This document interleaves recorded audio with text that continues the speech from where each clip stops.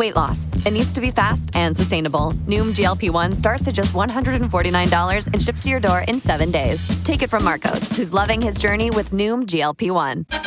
I'm getting to where I want to be. I'm in such a good place right now, and I'm very confident that I'm going to be able to continue this weight loss, this journey, and really make a true lifestyle change. Don't believe it? Take it from Cam, who's gaining more confidence with Noom GLP-1. I really am starting to feel better. Like, I feel a lot lighter. I feel a lot happier. I feel a lot more confident. I just feel a lot more like myself. I don't feel so bogged down every day. $149 GLP-1s? Now that's Noom Smart. Noom, the smart way to lose weight. Get started with Noom GLP-1 at Noom.com. That's Noom.com. Real Noom users compensated to provide their story. Individual results may vary. Not all customers will medically qualify for prescription medications. Compounded medications are not reviewed by the FDA for safety, efficacy, or quality. Blog Talk Radio.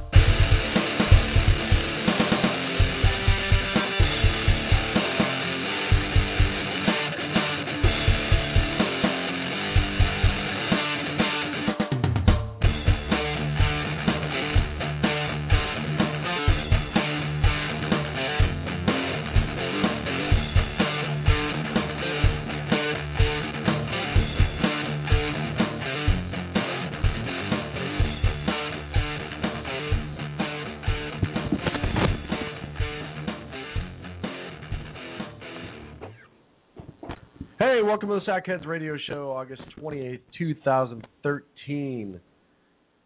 How are you, buddy? What? You asked. So here's how I am. Oh boy. Stand by. I haven't had coffee. Sacco? Thank you. I'll be doing better in a few minutes. Is there anything else any other problem you have that I can fix just like that? Listen, we already talked about this, so I have my bed set up right here. And if I doze off, we already know. Look, if I say Obama's fault, that's because I fell asleep and I just decided to chime in since this show really does take two of us. At times. At times. There are times that I check out for the entire show. We have a lot of those times recorded, as a matter of fact. Yeah, we do. They're back. There are times that I've re-listened to the show and I was like, was I even at that one? Right. Or now I'm a little excited. Look, I was going through some of our old stuff from when we originally started out in the lair. Yeah. And then we moved to Studio One, and now we're in the silo. And I came across some really kind of unique things. They're not really antiques. No, not yet. But for our show, they're antiques. Antiquities. And so I'm going to put them up in the Sackheads Museum.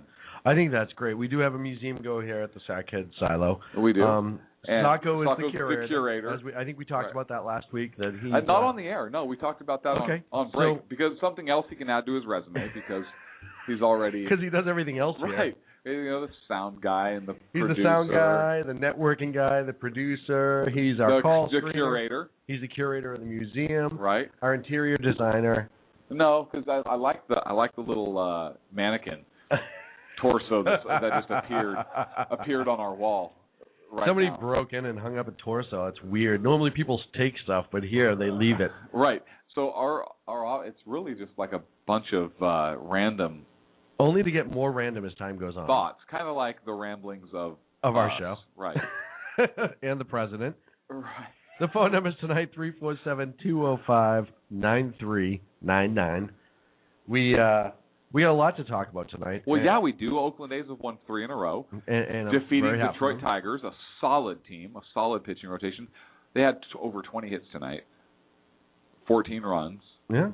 No, they had a good team. It was a good night. How's Boston doing? Boston's doing good. We beat Baltimore again. We Tonight? I yeah. know they tied last I heard. They were tied it up. Nope, the game up. we did pull it out in the 8th, bottom of the 8th. So and then they've been on a pretty good winning streak. I think they have 4 out of 6. They took 2 from L.A., right? The Dodgers, which is huge. Yeah. And it's been going well. So hopefully they're starting to heat up. Some key players starting to come back. Some good pitching. October's almost here, baby. So we're on the air right now. So let's go ahead and just get this out of the way. Okay. So in October, yes, if Boston and Oakland are in the playoffs, playing, it will be a fight in here. Well, yeah, no, that goes without saying. But do we fly to Boston and see a playoff game? Well, one of us will have somewhere to stay, so. Oh, that's right. I will. I'll get a hotel room. You'll be passed out in an alley somewhere. It's all like I said. I had somewhere to stay. Right. Wouldn't be the first time. Won't be the last time. So this is today was the anniversary of Dr. Martin Luther King's. Today was 50th anniversary. It was the March on Washington today, which, you know. Wait, the March on Washington, like they stormed Washington, or because like I missed it. I would have been right there with them. Was this like a Tea Party event, or? No, it's to commemorate the March on Washington back in 1963. Oh, is this when Nancy Pelosi comes out? They passed another health care bill? Is this when Nancy Pelosi came out like linking arms? Did they do this again for something? Something like that. What do you mean they? What those people, the liberals. No, they commemorated the 50th anniversary of the I Have a Dream speech of Dr. Martin Luther King, which for a lot of people who don't know, and we talked about this in an earlier show, he was actually a Republican. Well, Alveda King. Now listen, I actually read an article on I don't know, some progressive post, and they said no, he wasn't a Republican, although he really did like Richard Nixon, but there's no evidence he ever voted for a Republican. Okay. But his niece, Alveda King, says he was a Republican. I think she would probably She might be on the know. end. She might have a clue. Maybe if he wasn't a Republican, he was definitely conservative by today's standards. Well, yeah, he was all about individual liberty. Yes. Doing the right thing. Yes. Paying for yourself to move along. Let's see. What else was he? Self-reliance. Self-reliance. Uh-huh. Being nice to the fellow man. Right. Which is something that conservatives believe in. And that he wanted everybody to be treated equally. Yeah. Not one race put above another. Not anybody put above another. Yes. Equally. Yeah. I think he was in fact a Republican, even if he wasn't registered or conservative. Conservative. Anyhow, Rooster says maybe even a libertarian in the chat room. So, No, he wasn't a librarian. A libertarian. Oh, that's the one that Chris Christie hates. So, to all of our fans, Chris Christie hates you. I wanted to talk about the... What? What? The amount of... And I love, I love the fact that they had the March on Washington. I love the fact that they commemorated the 50th anniversary. What do you mean they? Americans? The folks that did it, the Americans. Okay. And the Americans. And I love No, we don't talk that way because we... Oh. That's right. We don't have to talk that way anymore. I love You're the welcome, fact France. of the amount of how they were so equal. They involved conservatives, Democrats, libertarians, and people, just about everyone, because it's all about being inclusive. And I thought that was huge. Wait, this just in. Uh-oh. I went over the list. I don't see any conservatives. You know who would have been great and actually had a great Facebook post? Herman Cain. Colonel Allen West. Yeah? He had a great Facebook post about it. A lot of people came out today. He didn't get an invitation to the event? No, Leanne Grimes did. Let's go down the list. You want? Jamie Foxx, Sidney Poitier, Sodia Campos, Elena Shield, Reverend Shirley Caesar performs How I Got Over. Reverend Al Sharpton. So thank God. Well, they have some reverends Reverend there, so that's there. good. Yeah. Caroline Kennedy was there, so the Kennedys were sort of represented. The first black president, Clinton, was there. Carter was there. Can we call him Al Not So Sharpton? The president was there. The current president, Martin Luther King III, was there, and. Yeah, I'm going down this list, and it goes on, and I don't see one conservative voice on the list. The Step Africa performance was there. The what? Yeah.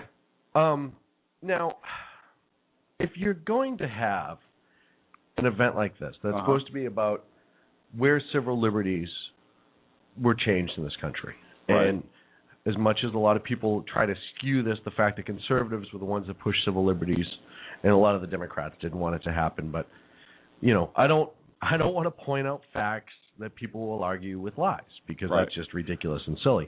But why wouldn't you want everybody from every spectrum politically? They had actresses, they had politicians, they had reverends and holy people. They had what seemed to be a wide variety of people at different jobs, but when it came to the politics, it was strictly progressive and liberals. And why is that? Why wouldn't they want somebody from a conservative voice? Why would they want a conservative voice there? To talk common sense and to talk about equality for all, or not just one race above another, and not to race bait. Why would you want that? But with the exception of the last half of the president's speech, which included a lot of downers, if you will. It was his typical, hey, this is really good, but this is where you're being failed by your own people. And this is really good, but these people are hosing you here. He did that whole speech that he likes to do when he's trying to make people feel awful about themselves. Better. And I saw a couple other speakers, and I thought the speakers were good. They talked about Dr. King. They talked about the history of the I Have a Dream speech and how things have changed and gotten better. But why wouldn't you want a conservative voice there to show that, hey, you know what? This is about the country as a whole. This is how it changed the entire country. And I just felt that was lacking. Didn't you? No.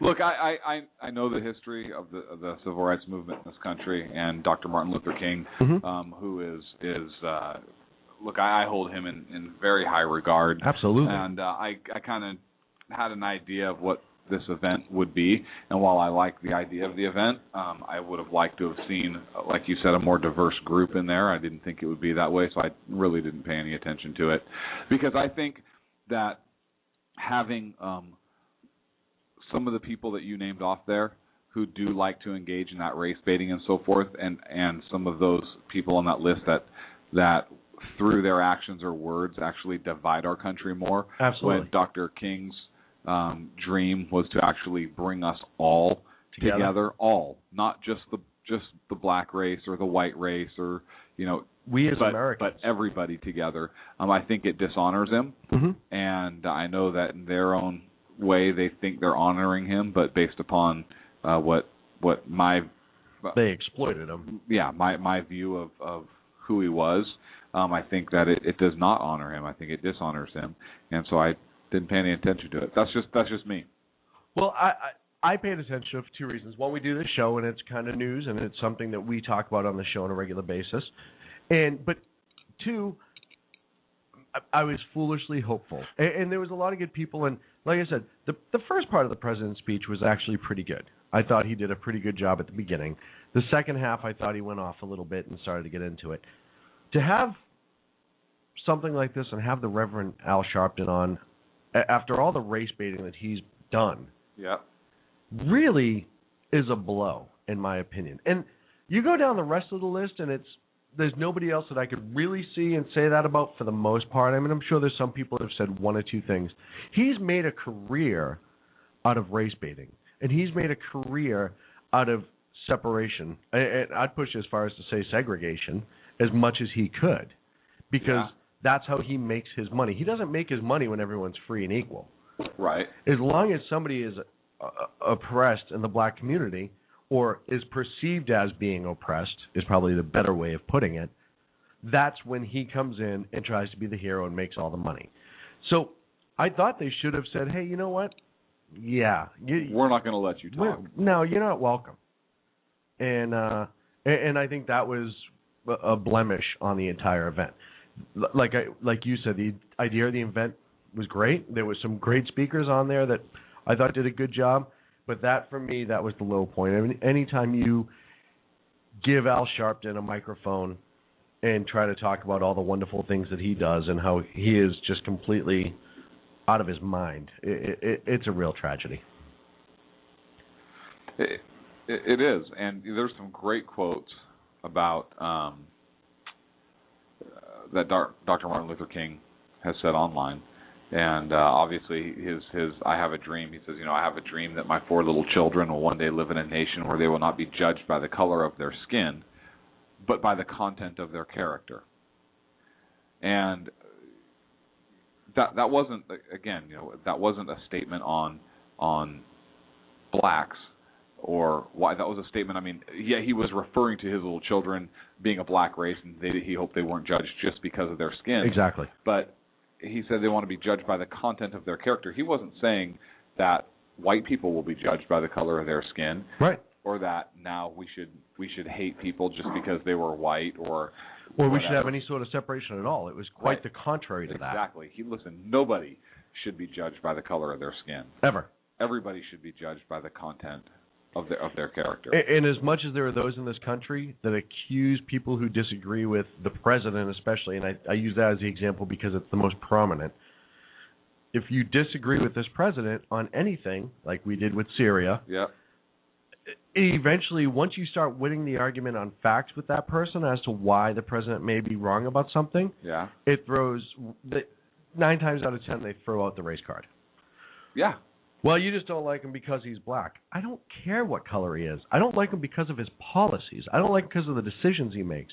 I don't like him because of the things that he says sometimes that I believe is divisive and I believe separates us further. It doesn't necessarily... It puts us in different classes because people look at what the leader of our nation says, and I think there are people who would be construed as low information voters, that gets thrown around, or just low information in general, who said, well, if the president's saying it, it must be true.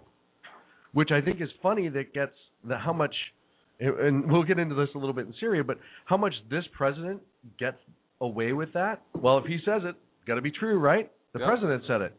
And when it was Bush and even Clinton at times, there was always a suspicious eye taken to what was being said. And, that's the separation in this country is the liberal progressives who, when they lose on facts, they go to race. And, I think it was Jesse Jackson who said this week, essentially calling Tea Party a bunch of racists. And somebody said, hey, I was watching the news the other night, and there was a Tea Party leader on who said, come to our event. We'll fly you down. We'll pay for you to come down. Come to our event and see how racist we really are. This has nothing to do with race. This has to do with the direction our country's going. And I'm sure he went and had a great time and made a lot of friends. Sure, he didn't respond. But it was funny because it was on Greta. And Greta said, I worked with Jesse Jackson at CNN years ago. I know him personally. I'll extend the offer for you. And I thought that was pretty good. Yeah. I gave credit to Greta on that. But, that's the problem is a lot of the people who claim the racism in this country, especially with the Tea Party gets thrown out. And it's amazing that I'm going to talk about that here in a couple minutes. Okay. About the Tea Party. I have something that I want to kind of throw at you. Okay. Feel free to throw it back if you don't like it. If you're not picking up what I'm putting down, then we can go another way. All I can think of is Dumb and Dumber. Mary, is there any chance? So you're telling me there's a chance. But the Tea Party gets hit with this, but the Conservative Party in general does. And I think that is... Are you okay? I fell asleep. I'm sorry. I'm awake. Are you all right over there? I fell asleep. And what's the problem? I have never seen a set of headphones explode off somebody's head like that before. Well, here's the thing. I had such a brilliant idea that the headphones flew off my head from the pressure coming out of my ears from the brilliance. Did you ever see That's all I'm saying. I'm sure you've seen the Muppet movie when they're testing the microphones and Dr. Bunsen Honeydew has the headphones on and Animal comes up, testing. That was you right then. The only thing I missed is Sacco dressed as Beaker running in the background.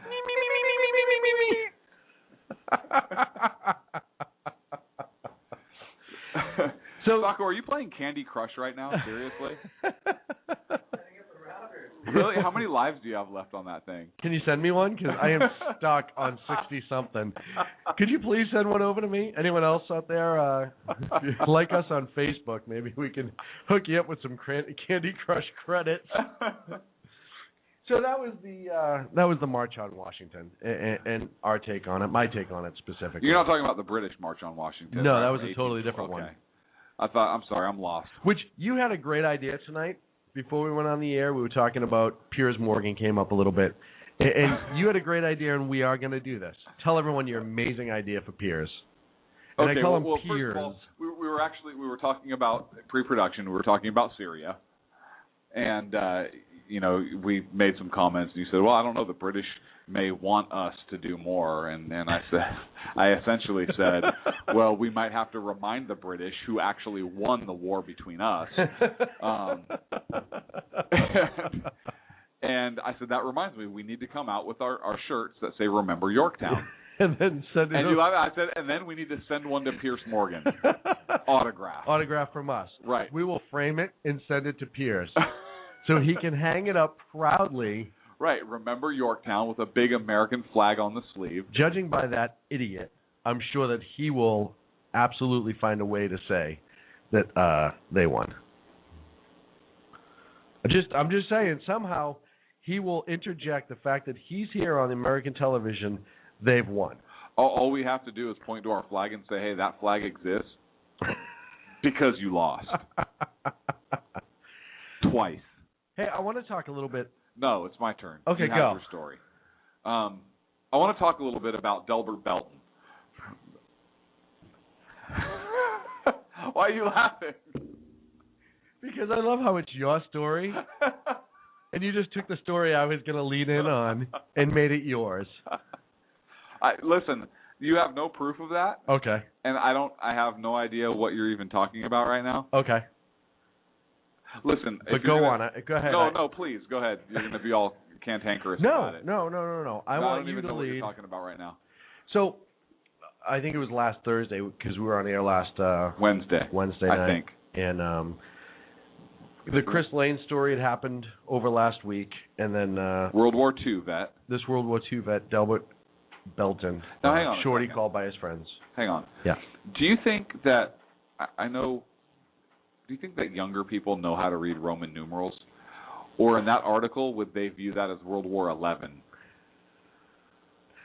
You may actually have a valid point there. I don't know that the youth in schools study, especially with the new federal mandates coming out, Roman numerals. That's just an aside. They're not even writing cursive anymore, so how could they even? It doesn't matter. They don't have to write; they just have to know how to type. Fortunately, both guys are in custody, which is great. But you have to tell what happened first. But last Thursday, in Spokane, Washington, this World War II veteran, 88-year-old Delbert Belton, was sitting outside an Eagles Hall waiting for a lady friend. He's a widower. Because he didn't want to walk her. He didn't want her to walk in alone. And while he was waiting, these two thugs attacked him, allegedly for a robbery, until he started fighting back, and they beat him to death. World War II veteran, took a bullet in the Battle for Okinawa, U.S. Army. Grandfather, worked for 30 years, outlived his wife. Everyone, he's like, from what I actually wrote an article that's on the 405 radio this week called "Don't Be the Village Idiot," and I talk about how there might be some race involved in what happened here, but overall this issue that's going on in this country has a lot to do with parents, and if you get a chance, check that out. And it's essentially, everyone talks about, it takes a village, and there was that Melissa Harris Perry nitwit who released that ridiculous commercial on MSNBC. And the village, and what's her name? Hillary Clinton wrote that book. And the basis is don't raise the village idiot. If it takes a village, we talked about this with the Melissa Harris Perry. It doesn't take a village. It does. No, it doesn't. But it's not just the community. The village is the select group of people you surround your family with who keep with your values, with your children and your family. You can trust them. They're not just the guy down the street. They're the guy down the street who you know his name, his family. You've been over the house a million times. You guys share values. You share common interests. Who ends up being a sex offender that you had no idea who it was. And that's how I know you grew up on a different coast than I did. Yeah. I don't believe it takes. I believe that it takes a solid parental unit, a solid family unit to raise a child. Yeah. I don't think it's anybody else. Now, don't get me wrong. If my child is outside and another parent of a kid who my child's playing with, my kid gets out of the line, yeah, that parent but it's not the village's responsibility, because if it's the village's responsibility, then I don't have any say over which individual villagers I'm okay with assisting in the raising of my child. When I grew up, we did kind of have the village, but it was chosen by my parents, the people that were allowed in. See, now I would argue that was not necessarily the village. I think that's your parents' Well, look at it this way. When somebody allowing screws up in the village, they get kicked out, right? So they're no longer allowed in the village. Depends on the village. When I hear, like, Hillary Clinton's book, like you said, and so forth, they're talking about it takes a village to raise a kid, or that wingnut that did that MSNBC. Right. They're talking about... I know what they're talking about. The village. And I am arguing what they're saying as they think the village is just because you live in the city, that city's part of your village, and I say, nay, nay. I say that quite loudly as well. You say nay, nay a lot. I do. Especially when you're live action role-playing. Oh, nay, nay. But I believe firmly that on top of the family, you have the selected people that know your values with your children and hold your children to that standard. And should, God forbid, something happen to you and your wife or whatever, they would help raise the children in your vision and help your children. No, the state would come in and they would take your child. And that's what needs to be avoided. They would, but that's the village. But no. The state is the village. No, and that's where I argue. That's where I argue. That's how they mean it. I know that's how they mean it. But what I'm saying is they are wrong. Well, then why do you like the village? Because, first of all, the village people were awesome. Second of all, you can't argue that. There are some facts you can't even argue. No, I'm agreeing with you. I said they were, in fact, awesome. But I think we need to change the idea. Dresses up like the construction guy every week. It's awesome. Week. Yeah. But I think we need to change the idea of what the village is. From the state raising your children. He's the Indian right now. And he's about to throw tomahawks like Obama. That's because he knows we're probably going to run over our first break, and it drives him crazy. But we need to change that idea of the village. We need to change that idea that your children belong to the community.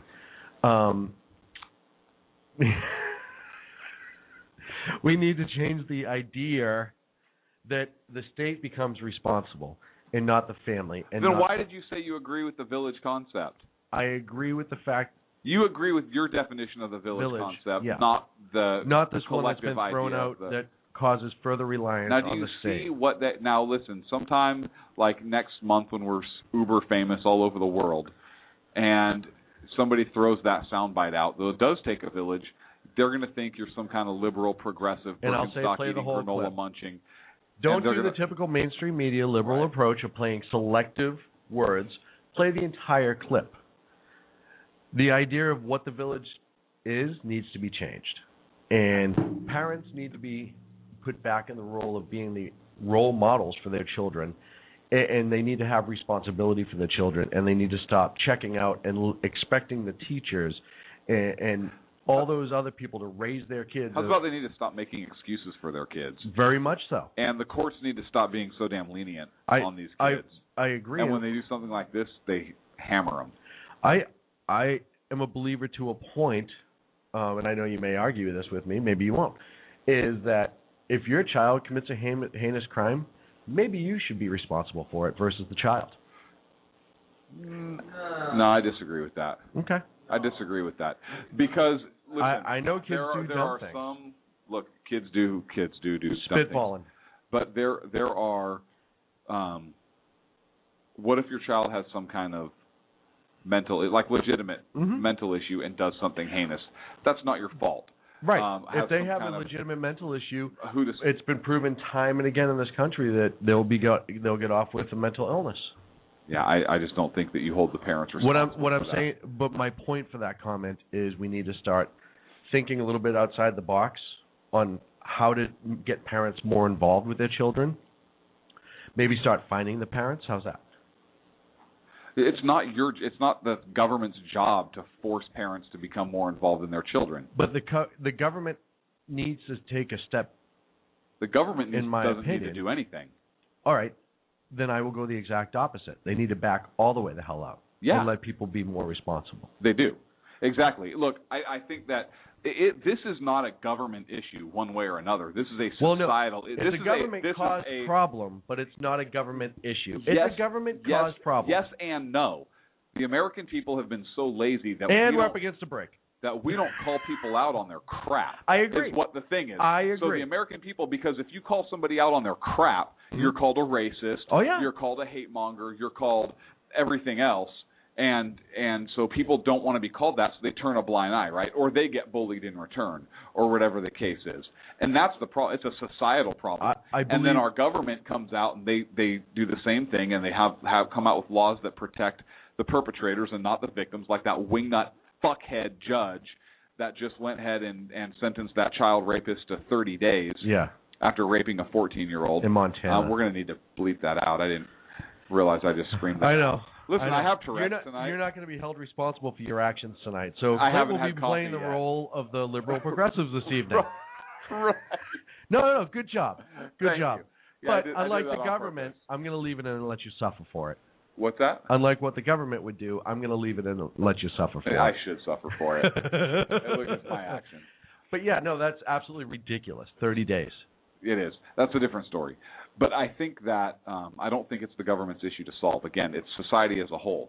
Now, the government should back way the hell off. But I mean, how do you reinstill values? I mean, maybe if you're talking about the government role as far as the education system, and instead of teaching kids about the value of the homosexual history of certain people in our culture, which, by the way, is a true thing that happens in California for those of you outside of the state of California that are listening to us. Maybe the Department of Education needs to go away and let the local communities educate our children and continue to teach values and so forth. Well, we've talked about this on the show, and I know we're running a little bit over. We've talked about it time and again, is values should be taught at home. In school, it should be history, reading, writing, arithmetic, things that educators are supposed to actually educate. They shouldn't be raising your children. They shouldn't be instilling values. That's for you to do. Well, I think that educators can enforce values. I don't think they should be instilling them. And absolutely they should enforce values. Yep. I had teachers growing up that enforced values on a regular basis. If I acted up, if I stepped out of line, they'd put me right back in line. Yeah. And if they didn't, my parents would have been pissed at them for not putting them back in line. And here's how I say that. We have a system. Do you believe there's right and wrong? Oh, yeah. Good and evil? Yes. What's that based on? Exactly what my parents taught me. Which is? Values. Moral. Based on what? Yeah, moral. Where do those come from? Those are Judeo-Christian values, whether people in this country want to admit it or not. That's what all of our laws are based on. It is, and it's not teaching a religion, but if you're teaching right and wrong, good and evil, good guys win, bad guys lose, which unfortunately isn't always the case. As in the case of Albert Belton. Right. Those are Judeo-Christian values, and if you want to have a society that's going to thrive and not degrade to where we have these incidences where people are getting beaten to death by punks over a robbery gone bad, allegedly, that's what we need to have in this country. And so I disagree with your argument of the government should do more or hold as far as penalizing or fining parents. My whole point is that we're up against a break. What we're doing isn't working. So we either need to get back to basics. It hasn't worked in a long time because of how our society is degraded. Absolutely. But people need to be held responsible. Yeah, you know who needs to be held responsible? The progressive liberals. I couldn't agree with you more. I couldn't agree with you more. I need coffee.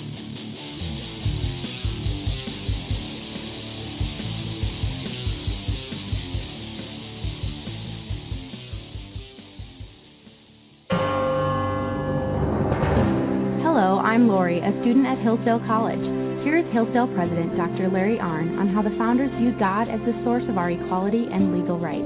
America's founders knew obviously that human beings are not equal in terms of strength or beauty, or in terms of intelligence, industry, or talents. They understood that because of such differences in talents and things like that, some people would be wealthier than others. But human beings are equal, the founders believe, in their possession of natural rights, such as the rights to life, liberty, and property.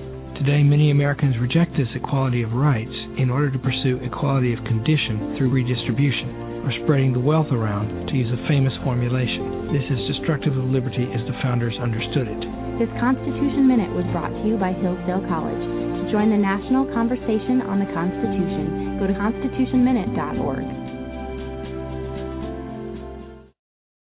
Hey guys, it's Sean from Sackheads Radio. I know I've said it before. Check out our friends at conservativeoutcry.net, but I really mean it. If you want interesting and exciting political commentary and analysis, that is the place to get it. Different, always spot on, always truthful, never pulling a punch. conservativeoutcry.net. Tell Rooster to get Bulldog back on and that Sackheads Radio sent you. And also, coming soon, the Sackheads Radio Forum on conservativeoutcry.net. How you doing? John Grant here. When I'm not slaving over a hot microphone on the 405radio.com Saturdays at 10 a.m. Eastern, I check out Sean and Clint here at Sackheads Radio. We all appreciate the best political bloggers, writers, and commentators. We either get them on our shows or we make fun of them, as it should be. So check us out live Saturdays at 10 a.m. Eastern or forever on the podcasts on the 405radio.com. Hi, this is Sarah Marie Brenner. You know, we often talk on the Brenner Brief about the fact that there really needs to be an organization to help people at the local level who are interested in running for things like school board, city council, and other local offices. Well, I think I finally have the solution for you, at least for you women out there. It's called Politigal Network, Politigal Network.com. Their website's going to be launching mid-August, but they're already on Twitter at PoliticalUSA. I encourage you to follow them and become a member. Their goal is to be the #1 resource for conservative women. So if you love freedom, liberty, the United States of America, and politics, check out PoliticalNetwork.com or Twitter at PoliticalUSA.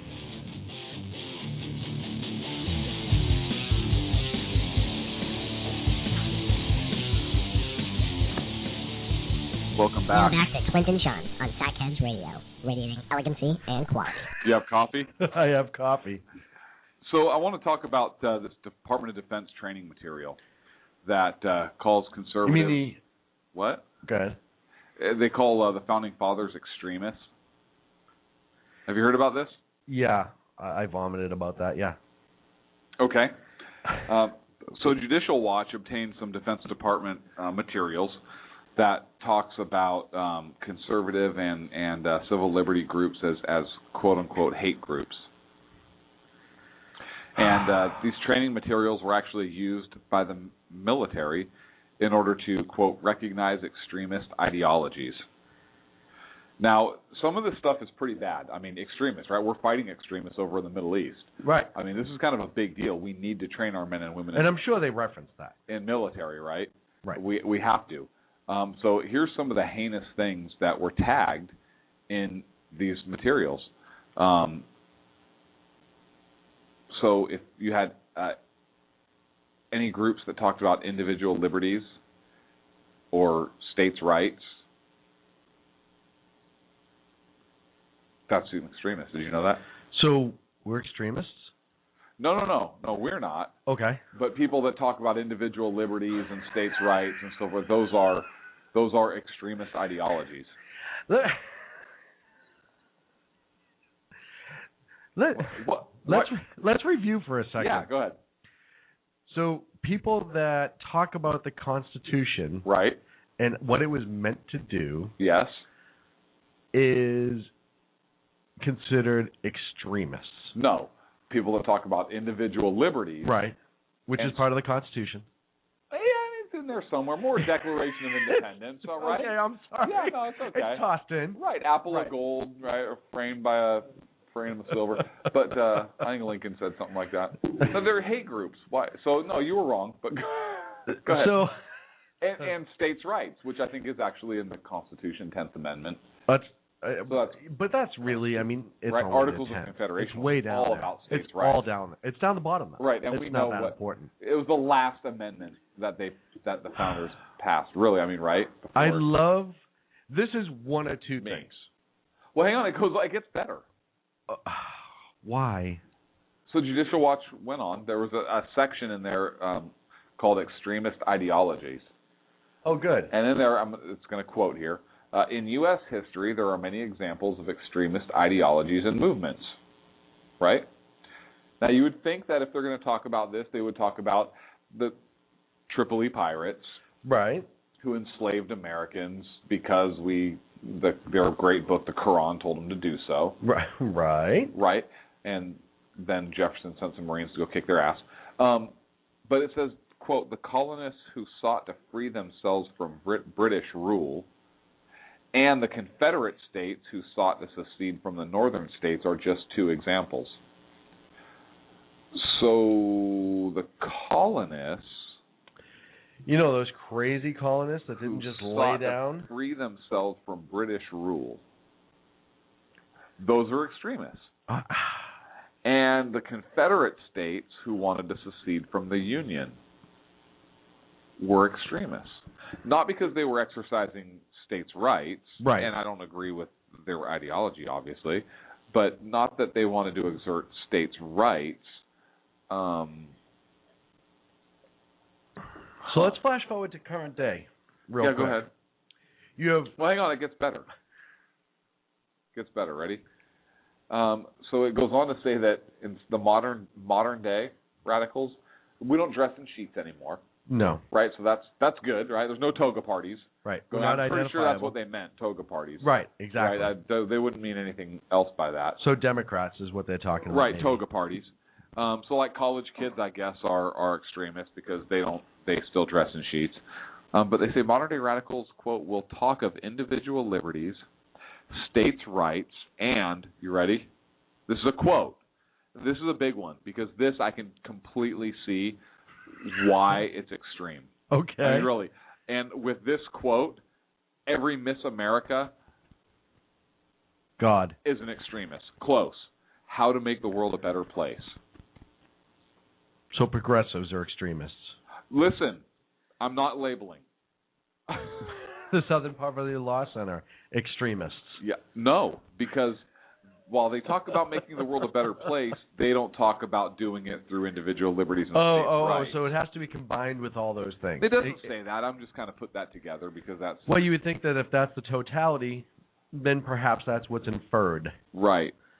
Those are extremist ideologies. And this is the United States government, right? The Department of Defense, right? That's telling military personnel that the colonists who founded this country, the framers, that and framed the Constitution that they're sworn to uphold, are extremists, just like the jihadists. Which, if I recall, don't really get mentioned all that much. I think they referenced 9/11 briefly, and that was about it. Yeah, but I think they blame Bush in that document. So it's these changes to this learning material were made in the last few years. I believe, I want to say it was 2009, You can fly? perhaps, that they made these changes. It could have been a little bit later. Yeah. Let's apply this to some of modern day occurrences. You have certain states that have counties and areas that are talking about separating. Colorado. Right. Let's just throw it out there. Colorado. The federal government knows who they are. They're listening to us now. They're going to say, hey, we already know. They have our Enigma machine, right? They already decoded all of our stuff we put in place.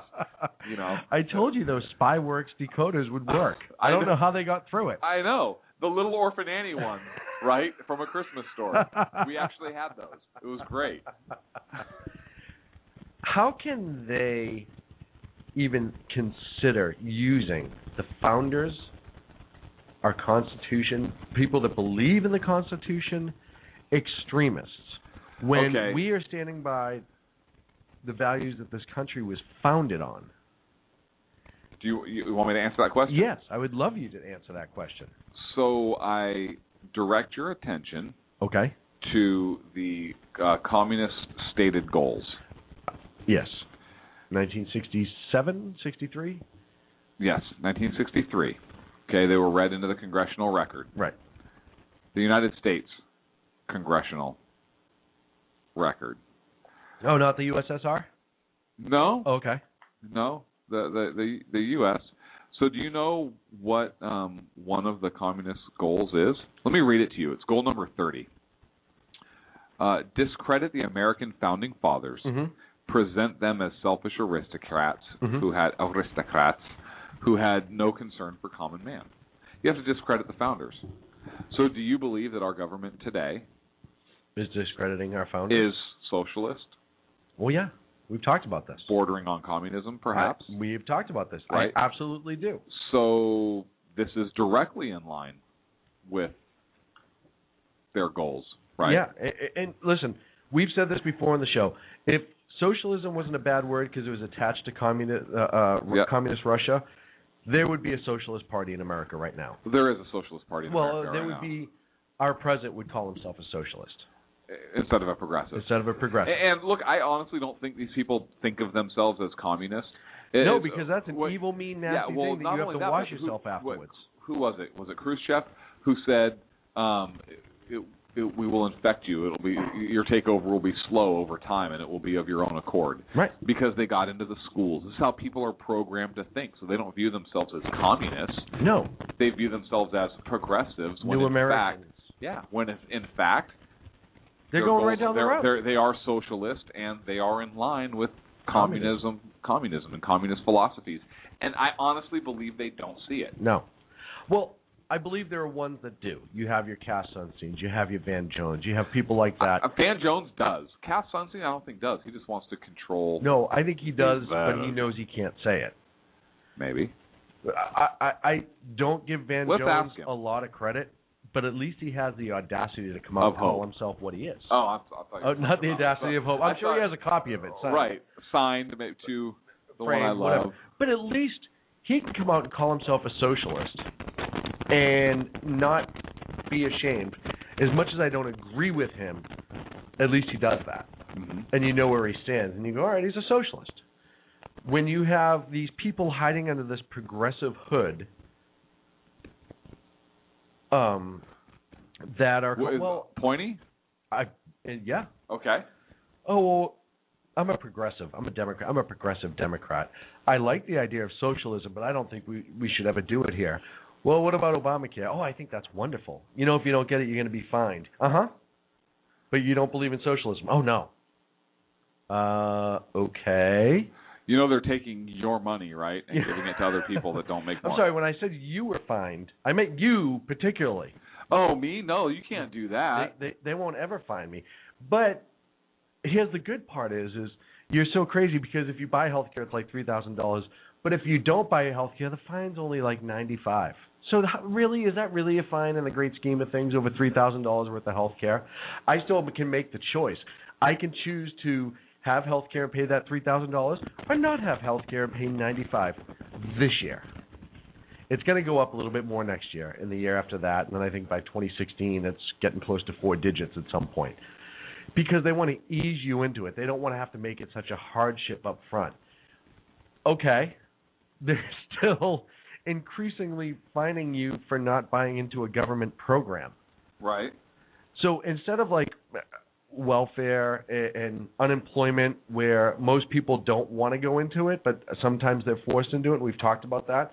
There are some people who it's an unavoidable situation, and it's a shame. This one, they're encouraging you. I mean, they're encouraging people to use those programs anyhow. But this one, they're not only encouraging you, they're fining you if you choose not to participate. You don't think that's at all socialist, people?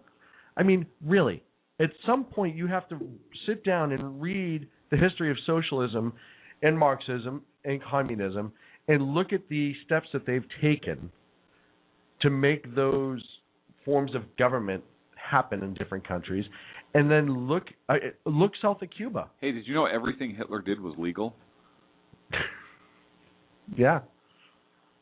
I had it, and I That's know a Martin Luther King quote, by the way. I'll credit the man. I know people are gonna. I can't believe you're gonna say this, but I will. We were talking today, and I was talking about Obama, and I was talking to somebody who's a Democrat. Why? Because we're having a good conversation. They were getting to the point that they're like, oh, he's making mistakes, and like this isn't good, and that's not good, and Syria, and we're going to talk about Syria and how it's going to affect Democrats, but blah blah. And he said, but listen, he did some good things, and I said, yeah, so didn't Hitler. The trains ran on time. And he just looked at me. I said, one or two good things doesn't outweigh the mass of wrong things. Like, let's stop trying to look for the silver lining in the tornado.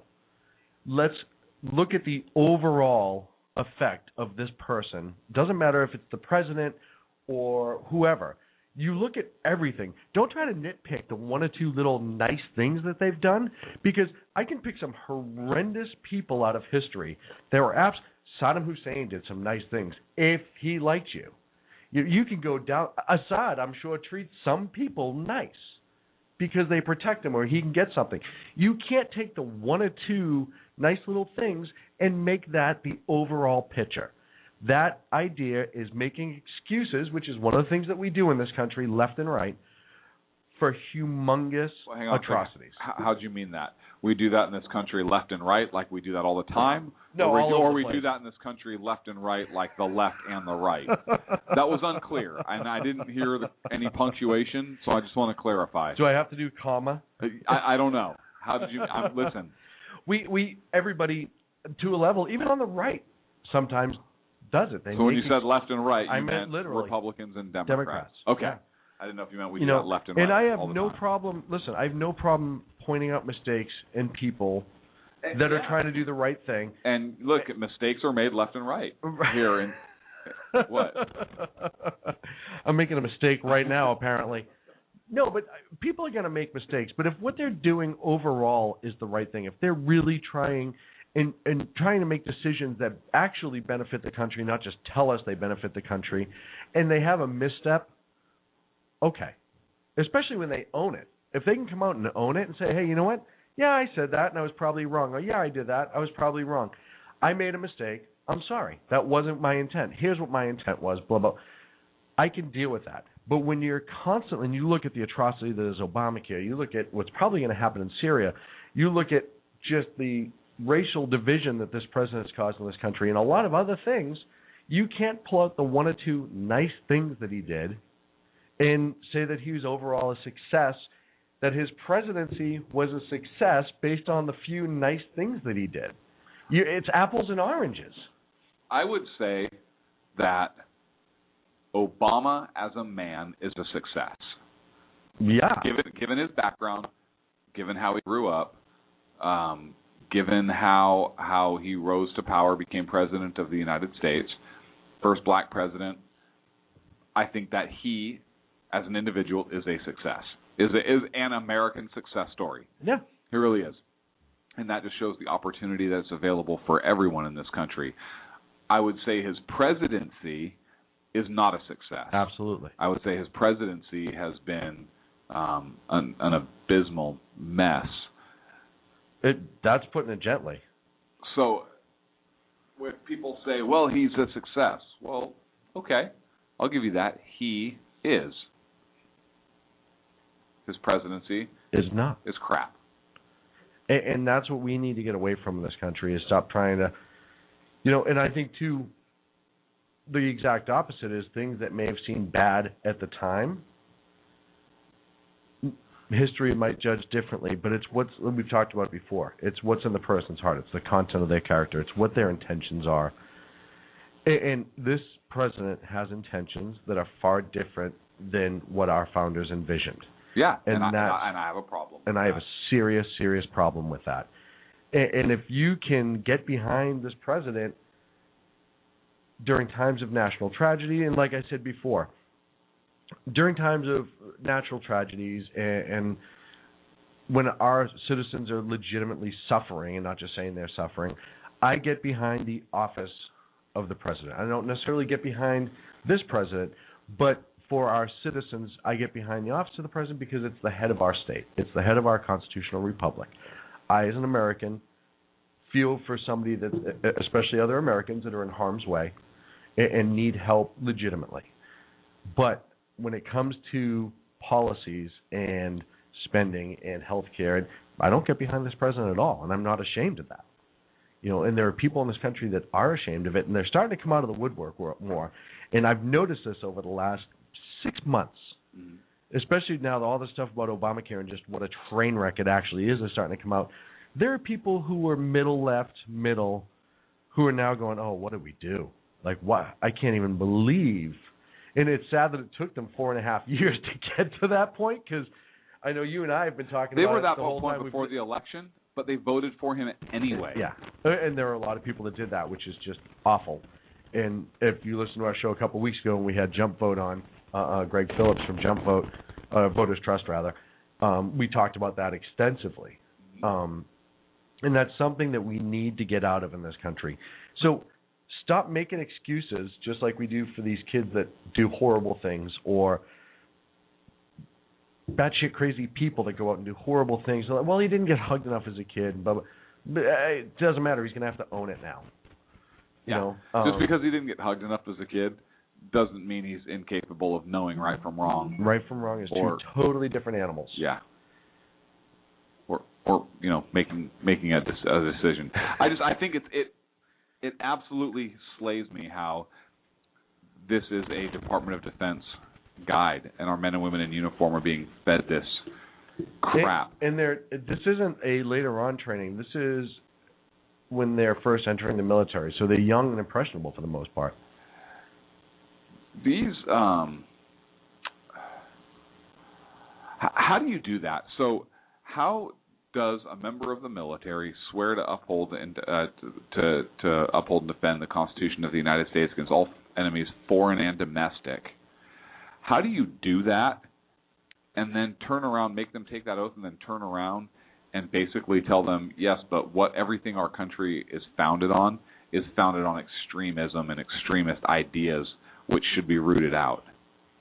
No, I can't even imagine. I would think those recruits, after being taught that, even by a superior officer, would turn around and be like, Abba. Would turn around and say, you are an enemy of this Constitution, domestically speaking, and I shall take action against you. I'm not saying violent action, right, but bring him up on some kind of charge. What, is there no charge in the uniform? UCMJ, Uniform Code of Military Justice. Right. Is there no charge in there that can be brought for this? How are they not undermining our very system of government and our constitutional republic?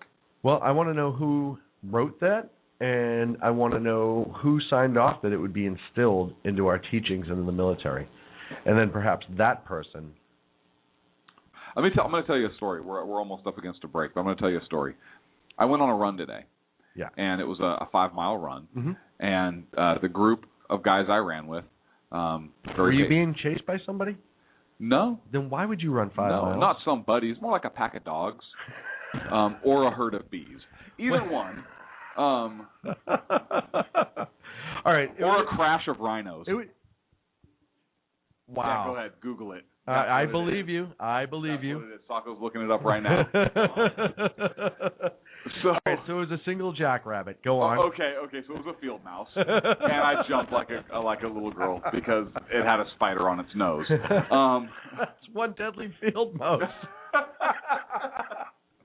So we were running, and it was a 5-mile run, and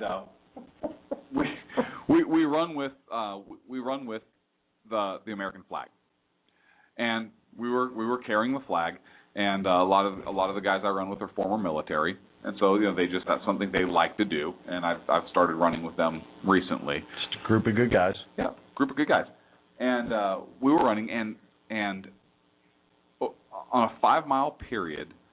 They were telling me before we got going, oh, yeah, we've run all over. We've run different places in the United States or whatever, and a lot of places we run down the street, a lot of people honk, show our support. We love our country. We show our support for our country. We carry the flag. Never let it hit the ground. Treat it right. If they're running it dark, they have a light on it. Patriots. So, patriots. We get honked at all over the country, blah, blah, blah. So we're running, and we're in California.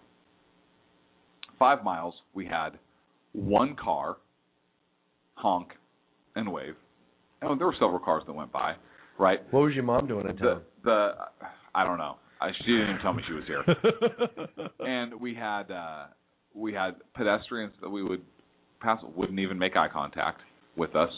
And we had one cop on a motorcycle go by and turn on his lights and hit his siren real quick, yelp his siren, and shut down, and then keep going. So we had 2 patriots. 2 in 5 miles. Yeah. And were you running on maybe backcountry roads where there was a lot of populated area? Yeah. Oh. Well, it kind of gives you an indication on where our country is right now. Where this state is for sure. Oh, no. The People's Republic, if you will. Yeah. I call it the Socialist Soviet Republic of California. The People's Socialist State of California. I have a PSSC. I like POS, but... I have so many awful nicknames for this state that we could do a whole show of just back and forth, but we can't. We have too much stuff to go on to. The PSSC. The PSSC. People's Socialist State of California. We should get an initiative on the ballot to formally change the state's name. I bet you it would pass. And if it passed, now would the federal government have an obligation, because socialism is so diametrically opposed to the constitutional principles, and they also took an oath, would they force California out of the Union and then replace it with Colorado's northern section? No. That way we've got to change the star field. It would never happen, because not growing up other places other than California and growing up on the East Coast, I can tell you the rest of the country just laughs at California. When they do their weird things in like sanctuary cities and they just keep going and going and going and they get crazier and crazier, we just laugh and laugh. And even Massachusetts, where I come from, they are so cute. Essentially, the entire state of California is viewed by the rest of the country as the hate district in San Francisco, is essentially top to bottom, inside and out, with the exception of the southern part of California, which is just Baywatch. That's the only thing people in the rest of the country view California on. Everyone's a hippie or chips. Baywatch. And chips. And chips. But, right, all the cops ride motorcycles and wear really skin-tight pants. And roller skate.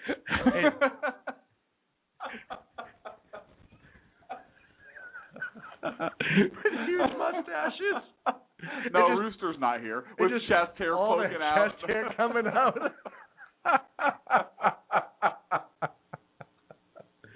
Oh, man. On that note. But note, just so you know. What? That's how the rest of the country views California. They're right. I know. They're right. I travel a lot. I mean, look, I fly, and so, I'll go out of state, and people learn I'm from California, and they're like, how come you're not saying, like, whoa, bro, and, like, wearing board shorts and flip-flops and, like, or patchouli oil and Birkenstocks with, freaking natted up hair. I've literally had people ask me what beach I live near. They're like, oh, you moved to California. Yeah. What beach do you live near? What? Tahoe. But that's funny, is that there's a giant... People, when you tell people, like, there's so much agriculture out here, they're like, you mean like farming and stuff? And I'm like, well, yeah. I said, if you drive from I-5 from Northern California down to, like, L.A. through the Great, that's all it is. Yeah. No, get out of here. I said, most of the country's tomatoes, I think it's like 85%, come from California. No, get out. There's not that much farmland. I said, you're right. Well, there's not as much as there used to be, because the federal government shut the water down to save a little stupid silverfish. Or whatever. Yeah. Well, yeah. Yes. We don't want people to eat. When we come back in 3 minutes, we're going to discuss Syria. Call in 347-205-9399. This is the Sackheads Radio Show. Seriously?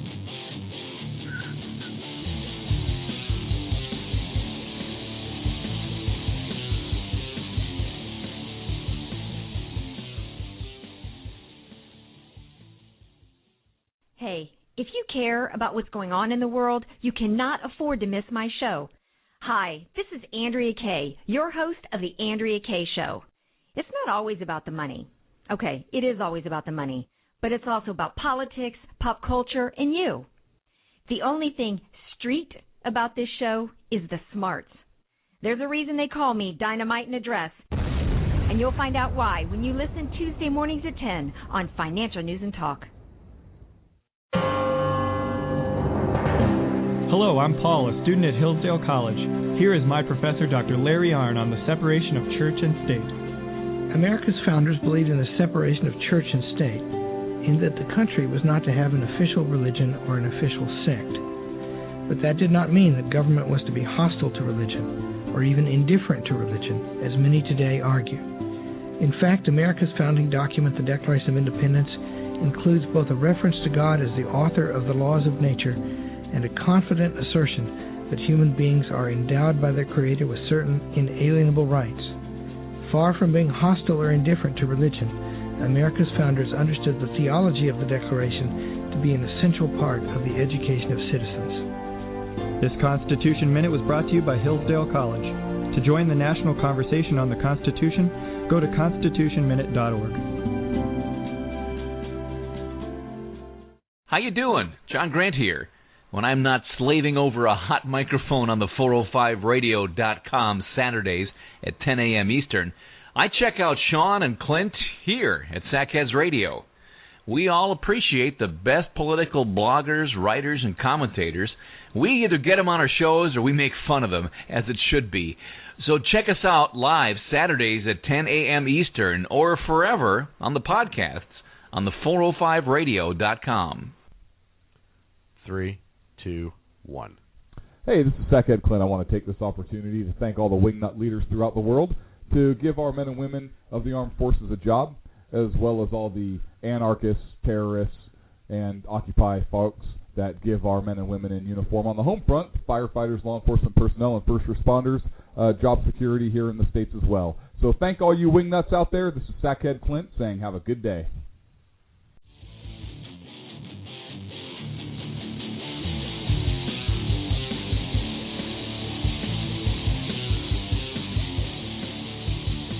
Now back to Clint and Sean on Sackheads Radio, radiating elegancy and quality. And we're back from the break. As always, on the Sackheads Radio Show, we come back. That's just what we do. Except for at the end of the second hour, then we don't come back for a week. But we still come back, right? So technically. We do. Technically come back. So last week we did almost our entire show on Syria. And, right. Rooster called in. We had a great... First and foremost, if you didn't listen to last week's show, we were right. We were right. On Syria.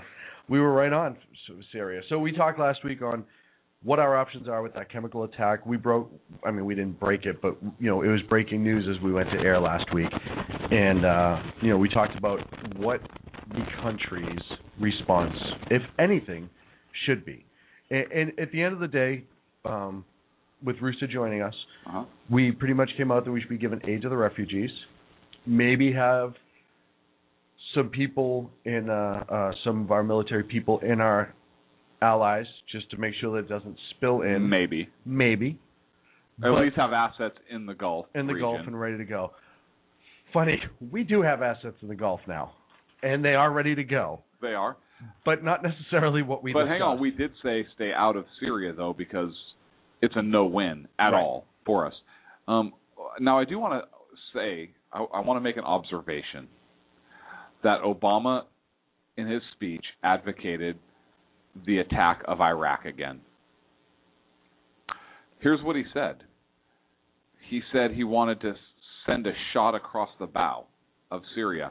Well, by definition, a shot across the bow is sending it from one point over the ship that you're going to shoot at, right? Right. So you don't hit the ship, you shoot over the ship. It's across the bow. Well, I want to point out something. If our assets are in the Mediterranean Sea and we send a shot across the bow of Syria, it's going to land in Iraq. So, clearly the president meant that we are going back to war with Iraq.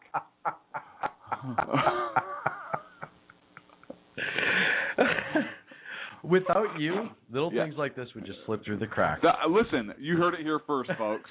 So if this pops up on a major news network, you know where it originated from. Right.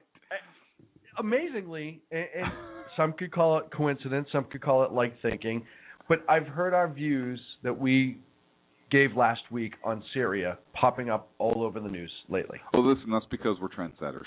Just saying, it's kind of a big deal. So earlier this week, John Kerry came out, and I get a couple clips from him to discuss Syria and the UN and the, hey, we're waiting for the UN when we went to air last week. If the UN investigators are there, they're going to check to see if it was a chemical weapon. And then Kerry came out and he said this. What we saw in Syria last week should shock the conscience of the world. It defies any code of morality. Let me be clear. The indiscriminate slaughter of civilians, the killing of women and children and innocent bystanders by chemical weapons is a moral obscenity. It is undeniable. This is about the large-scale, indiscriminate use of weapons that the civilized world long ago decided must never be used at all. There is a clear reason that the world has banned entirely the use of chemical weapons. There is a reason why President Obama has made it such a priority to stop the proliferation of these weapons. And there is a reason why President Obama has made clear to the Assad regime that this international norm cannot be violated without consequences. Okay. So it's an international norm? Apparently an international norm. He's not at Cheers anymore. How's it going? How's it going, Mr. Peterson? It's a dog-eat-dog world, and I'm wearing milk-bone underwear, Woody. It's one of my favorite ones. Got a cold one waiting for you, Mr. Peterson. How you doing, Mr. Peterson? Jack Frost is nipping at my nose. Now let's get Joe Bear nipping at my liver. So, as we said, and as the BBC said, and I reiterated it, there was no doubt that it was a chemical attack. If you looked at the videos, there was no way that they could, on a large scale, get that many people to role play being dead. So this administration obviously agreed with us, as they should, more likely. And in the last week, the tone has come from the wait and see sort of thing to, all right, well, we've waited and seen for the last 2.5 years, and now maybe we have to do a little bit more. And Kerry went on. I spoke on Thursday with Syrian Foreign Minister Muallim, and I made it very clear to him that if the regime, as he argued, had nothing to hide, then their response should be immediate transparency, immediate access, not shelling. Failure to permit that, I told him, would tell its own story. Instead, it attacked the area further, shelling it and systematically destroying evidence. That is not the behavior of a government that has nothing to hide. In fact, the regime's belated decision to allow access is too late, and is too late to be credible. At President Obama's direction, I've spent many hours over the last few days on the phone with foreign ministers and other leaders. The administration is actively consulting with members of Congress, and we will continue to have these conversations in the days ahead. President Obama has also been in close touch with leaders of our key allies, and the President will be making an informed decision about how to respond to this indiscriminate use of chemical weapons. But make no mistake, President Obama believes there must be accountability for those who would use the world's most heinous weapons against the world's most vulnerable people. He went on to say, like Saddam Hussein. Now,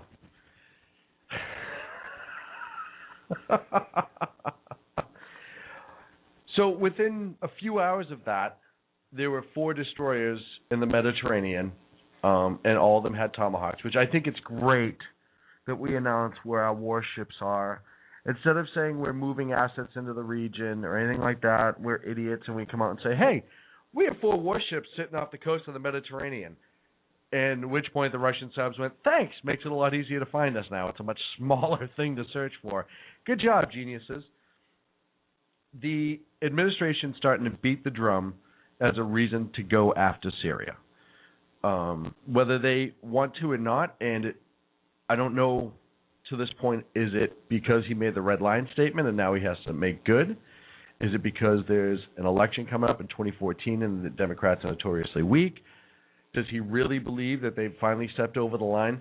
I'd like to, since 3 years that the Syrian civil war has been going on, there's over 100,000 people that have lost their lives. I think close to 1 million refugees have left the country. And as tragic as this is, and I said last week, the photographs are the most horrific things I've ever seen.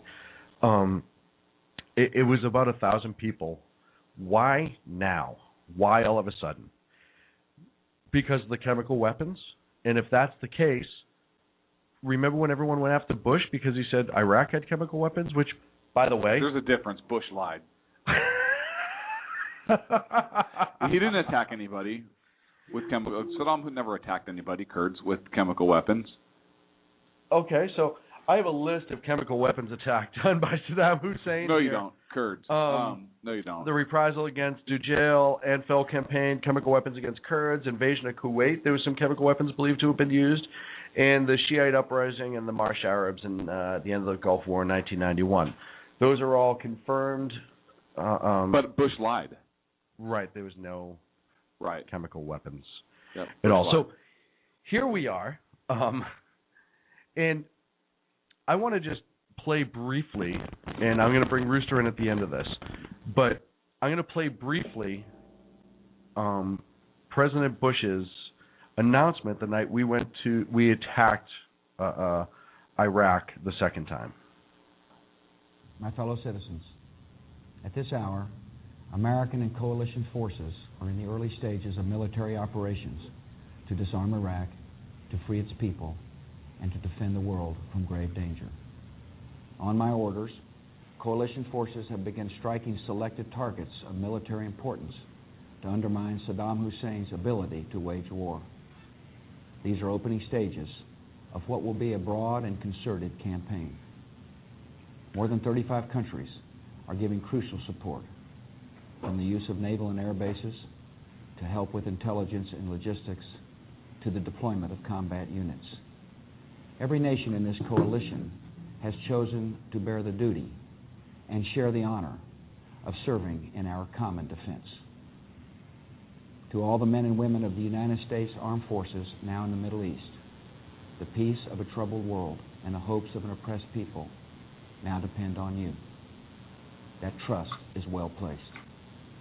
The enemies you confront will come to know your skill and bravery. The people you liberate will witness the honorable and decent spirit of the American military. In this conflict, America faces an enemy who has no regard for conventions of war or rules of morality. Saddam Hussein has placed Iraqi troops and equipment in civilian areas, attempting to use innocent men, women, and children as shields for his own military, a final atrocity against his people. I want Americans and all the world to know that coalition forces will make every effort to spare innocent civilians from harm. A campaign on the harsh terrain of a nation as large as California could be longer and more difficult than some predict. And helping Iraqis achieve a united, stable, and free country will require our sustained commitment. So that was on the eve, or while the shock and awe was going on in the second Gulf War. Rooster from ConservativeOutcry.net joins us now on the air. Rooster, how you doing, sir? I'm doing well. How are you? Doing good. And do you see the similarities and almost the hypocrisy between the administration, this president who was out firmly against the second Gulf War, before he said, while he was still a candidate, he was always against it, he was against it. And now it seems like, hey, all of a sudden I'm in office and I realize things may not be that easy and I have to make decisions. Oh, and when I say something stupid, my hand is kind of forced. Well, I mean, I would point out that that President Bush made that announcement while the attack was going on. President Absolutely. Obama is announcing what he's going to do. In fact, he's actually. I saw pictures of the airfields we were going to target. Yeah, isn't that amazing? Isn't that absolutely amazing? I don't know why I think Barack it's gotten Obama, to the point that. I'm sorry, you go ahead. I don't know why we have to telegraph what we're going to do as a country. I mean, listen, we all said last week this shouldn't happen. But if it's going to happen and we have to get into that mode, then why are we telegraphing to our enemy what we're going to do? Look, I really hope that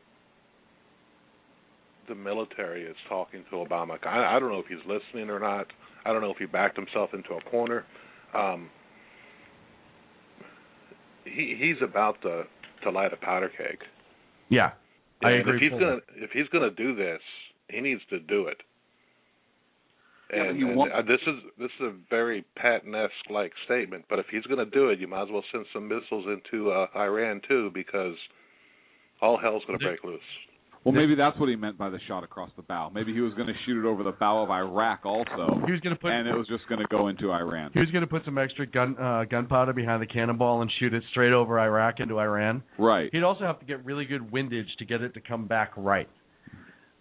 Look, Obama was talking about in his speech about having basically a very limited engagement there, at least for now.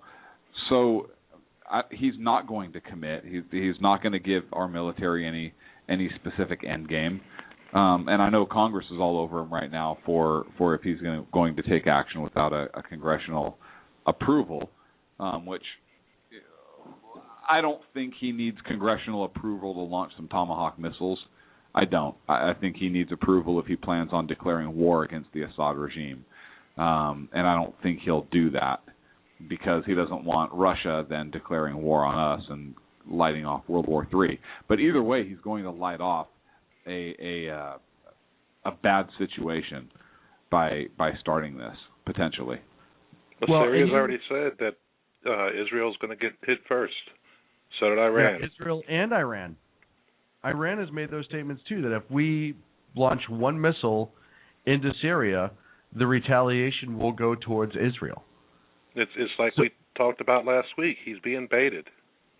Yeah, they don't care about Syria. He's being baited into something that's bad. Yep.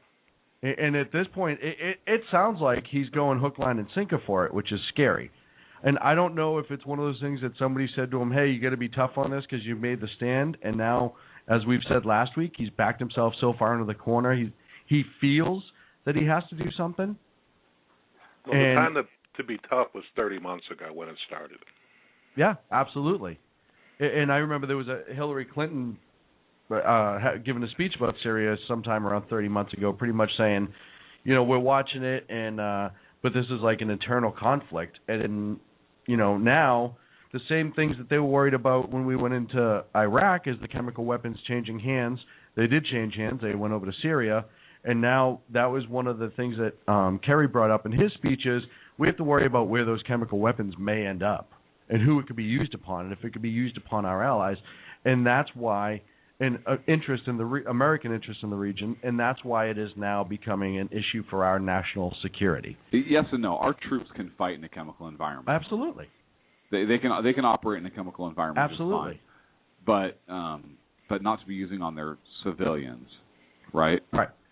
So again, I can understand sending aid to aid those civilians, right? Yeah. International media attention or pressure or whatever, but for the actions. I think we're beyond that, though. I think this president is beyond that. I think he's already decided that.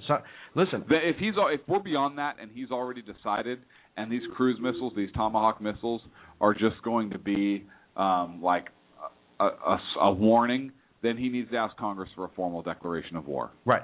In my opinion. Well, and David Cameron, the Prime Minister of England, called back the House of Parliament from their break, and I guess they voted unilaterally, yes, that some military action can be taken if needed.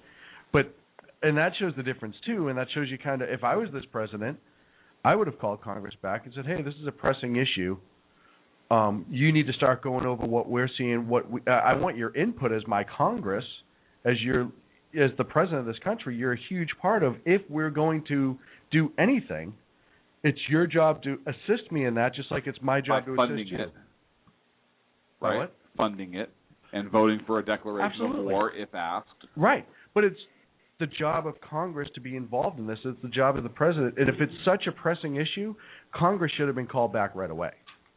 Hey, sorry, I got bad news for you. You guys, I know you're on vacation for a month, which I just don't understand. But you got to come back. But that's not happening.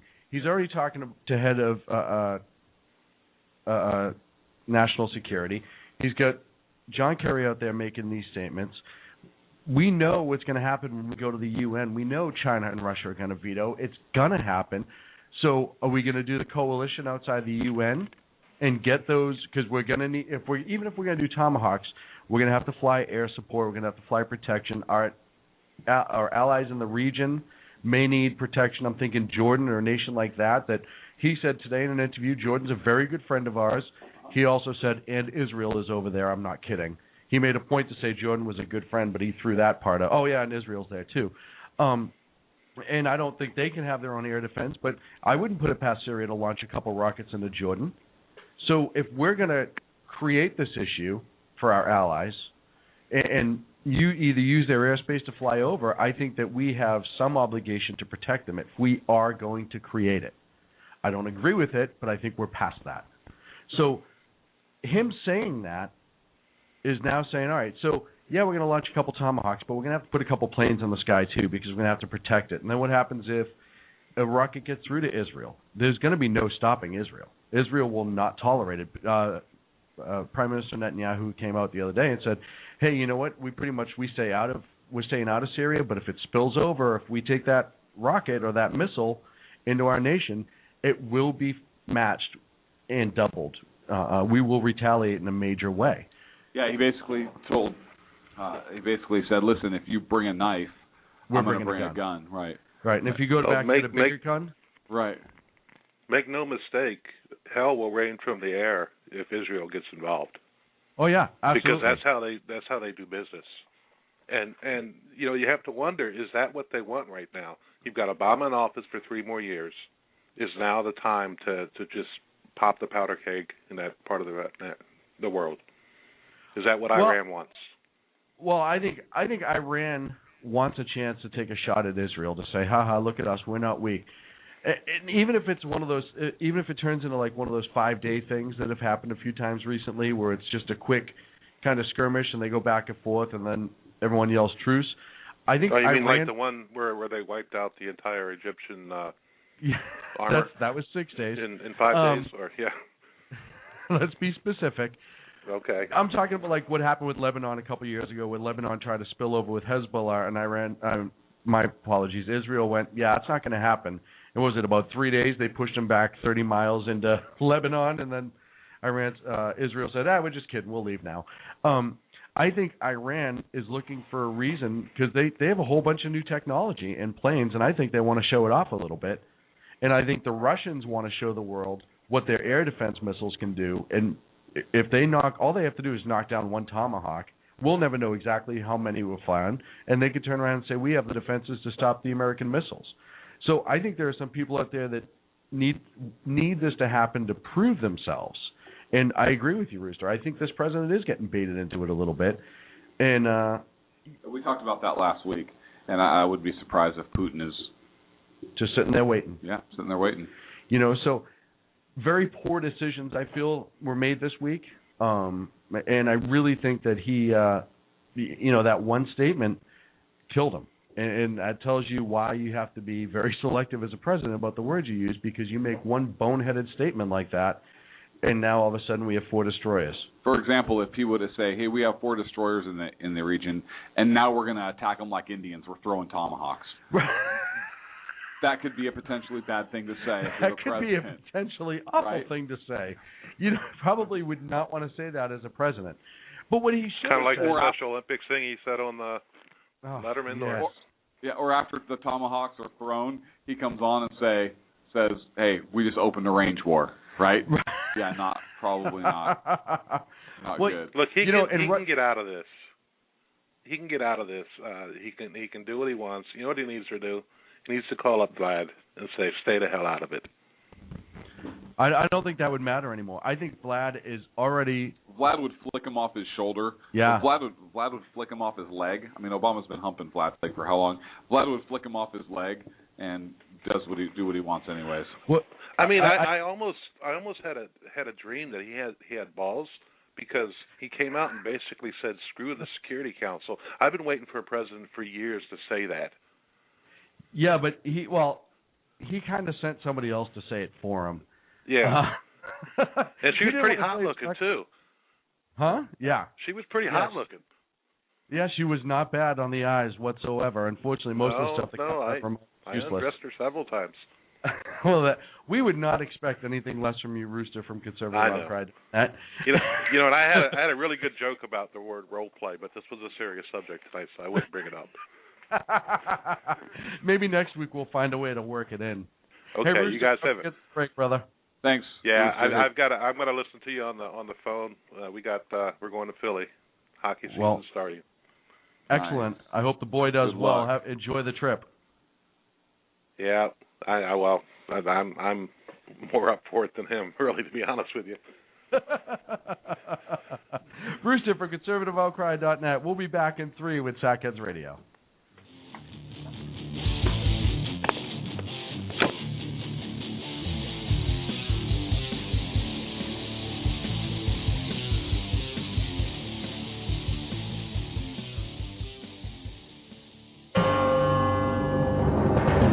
Hello, I'm Lori, a student at Hillsdale College. Here is Hillsdale President Dr. Larry Arnn on how the founders viewed God as the source of our equality and legal rights. America's founders knew, obviously, that human beings are not equal in terms of strength or beauty, or in terms of intelligence, industry, or talents. They understood that because of such differences in talents and things like that, some people would be wealthier than others. But human beings are equal, the founders believe, in their possession of natural rights, such as the rights to life, liberty, and property. Today, many Americans reject this equality of rights in order to pursue equality of condition through redistribution, or spreading the wealth around, to use a famous formulation. This is destructive of liberty as the founders understood it. This Constitution Minute was brought to you by Hillsdale College. To join the national conversation on the Constitution, go to constitutionminute.org. Hey guys, it's Sean from Sackheads Radio. I know I've said it before. Check out our friends at ConservativeOutcry.net, but I really mean it. If you want interesting and exciting political commentary and analysis, that is the place to get it. Different, always spot on, always truthful, never pulling a punch. ConservativeOutcry.net. Tell Rooster to get Bulldog back on and that Sackheads Radio sent you. And also, coming soon, the Sackheads Radio Forum on ConservativeOutcry.net. How you doing? John Grant here. When I'm not slaving over a hot microphone on the 405radio.com Saturdays at 10 a.m. Eastern, I check out Sean and Clint here at Sackheads Radio. We all appreciate the best political bloggers, writers, and commentators. We either get them on our shows or we make fun of them, as it should be. So check us out live Saturdays at 10 a.m. Eastern or forever on the podcasts on the 405radio.com. Hi, this is Sarah Marie Brenner. You know, we often talk on the Brenner Brief about the fact that there really needs to be an organization to help people at the local level who are interested in running for things like school boards, city council, and other local offices. Well, I think I finally have the solution for you, at least for you women out there. It's called Politigal Network, Politigal Network.com. Their website's going to be launching mid-August, but they're already on Twitter at PolitigalUSA. I encourage you to follow them and become a member. Their goal is to be the #1 resource for conservative women. So if you love freedom, liberty, the United States of America, and politics, check out PolitigalNetwork.com or Twitter at PolitigalUSA.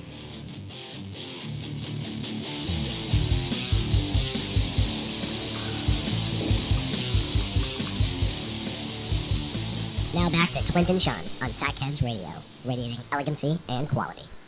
And we're back. We're talking about Syria and all the revelations this week that have been coming out of the White House. And Kerry has gone out and pretty much said, hey, something's going to happen. Carney's reaffirmed that. The Carney has come out and said, oh, well, this can't be tolerated, essentially. Despite the slew... So is that Carney came out and said this can't be tolerated, meaning the Obama administration? No, I believe he was talking about Syria. Oh, okay. I don't think we flipped him yet. We're working on him. We'll get to Jay eventually. Despite the fact the slew of people have come out and said, hey, if you don't have an end game and you don't have an actual goal, this is a terrible idea. And I've seen military generals on every news station, and I've read a million articles, and they've all said the same thing. You can't go in with the intention of throwing a few rockets around, or missiles, if you will, even though they're Tomahawks and they do tremendous amount of damage. And they're $1.5 million each, and then we have to replace them, and we're not really in a the gas deficit to get them into the region, and right, and the food that we got to pay the soldiers, the Navy, and totally worth it. So everyone's saying that, hey, listen, you got to have an end game. You can't just say, oh, we're going to go over there, and we're going to throw a couple rockets in, and then we're going to leave because that's going to be done. And not only that, but here's the other part of the problem with waiting. Obama, I think, has a decision-making problem in that he's indecisive in some areas. And we're waiting now, and here's the problem with that. Assad can now disperse his chemical weapons, right? He can now hide them in very populated areas. Right. He can disperse his command and control.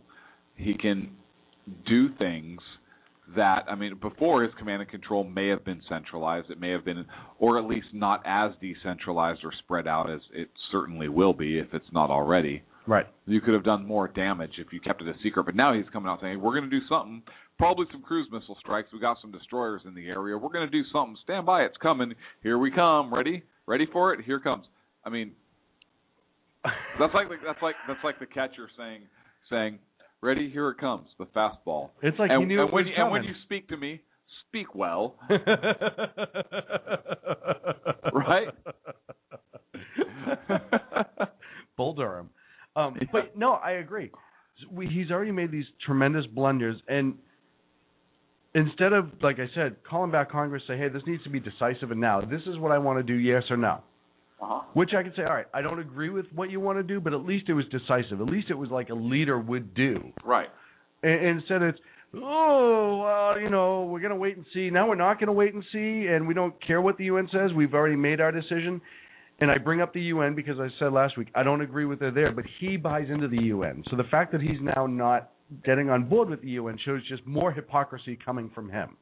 If you're going to follow the UN, just do it and take the consequences of being the jackass that lets the UN lead you around by the nose. But you know where this is going to go with them. So today he was on PBS, and this is a 3-part clip, and I'm going to play the first clip because it's just comical. Syria. How close are you to authorizing a military strike, and can you assure the American people that by doing so, given Iraq and Afghanistan, that the United States will not get bogged down in yet another war halfway around the world? Well, first of all, I have not made a decision. I have gotten options from our military. I had extensive discussions with my national security team. And so let me talk about what's at stake here. I think we all understand terrible things have been happening in Syria for quite some time, that the Assad regime there has been killing its own people by the tens of thousands, that there are sectarian arguments that have spilled over into bloodshed and have escalated over the last couple of years.